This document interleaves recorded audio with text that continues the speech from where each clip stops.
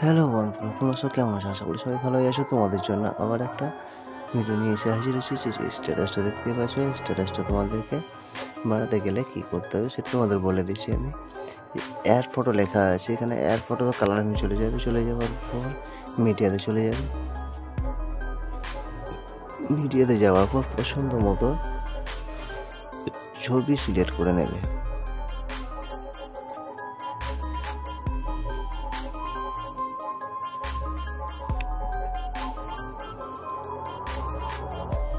এভাবে ছবিগুলো সিলেক্ট করে নেবে।